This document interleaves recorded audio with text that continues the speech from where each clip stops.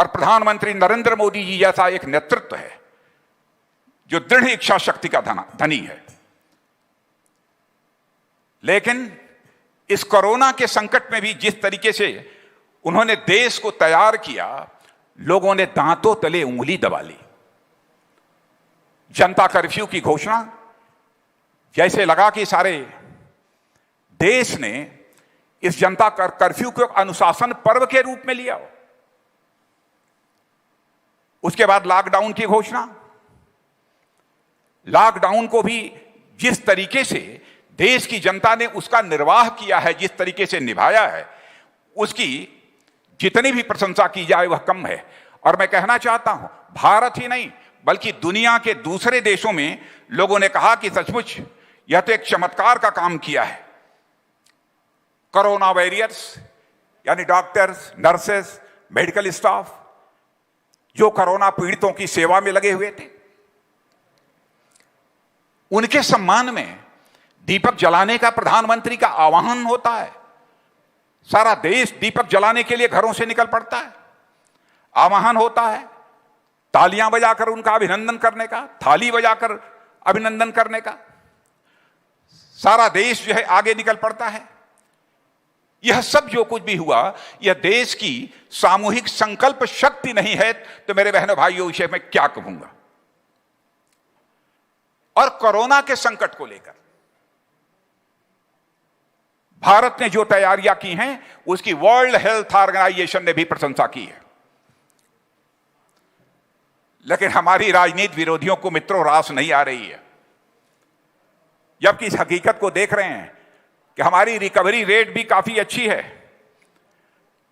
भले ही हमारी यह रिकवरी रेट अच्छी हो, लेकिन अभी हम संतुष्ट नहीं हैं इससे। इसलिए मैं कहना चाहता हूं कि हमारी महाराष्ट्र की जो सरकार है, कम से कम महाराष्ट्र की ठीक तरीके से वह चिंता करे। लेकिन जब मैं देखता हूं एक जो उसके साझीदार हैं, एक जो पार्टनर है, कांग्रेस पार्टी के नेता राहुल गांधी कहते हैं, राहुल जी कहते हैं हम सरकार में तो शामिल हैं लेकिन हम निर्णय में नहीं शामिल हैं। इसका क्या मतलब होता है? यानी संकट की घड़ी में सीधे अपना पल्लू झाड़ लेना कि सरकार के कामकाज से हमारा कोई लेना देना नहीं है। और बहनों भाइयों, यह कोई नई बात राहुल जी ने कही हो ऐसा नहीं है। कांग्रेस का चरित्र है और उनका शौक है power without responsibility. Power without responsibility यह उनका शौक है। वो अपनी जिम्मेदारी नहीं समझ रहे हैं। सरकार चला रहे हैं तो कम से कम संकट की घड़ी में तो मिलजुल कर चलाइए। आज एक मंत्री कुछ बोलता है, दूसरे घटक का मंत्री कुछ बोलता है, तीसरे घटक का मंत्री कुछ बोलता है।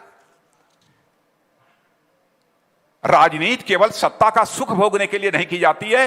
राजनीति यदि की जाती है तो समाज की सेवा करने के लिए राजनीति की जाती है, देश की सेवा करने के लिए राजनीति की जाती है। लेकिन कांग्रेस का चरित्र है। और मित्रों, कांग्रेस पार्टी तो इतनी दिशाहीन हो चुकी है, इतनी डायरेक्शनलेस हो चुकी है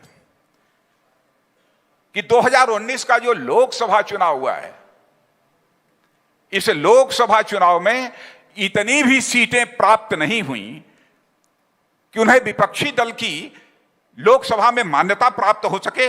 इतनी भी सीटें उनको नहीं मिल पाई।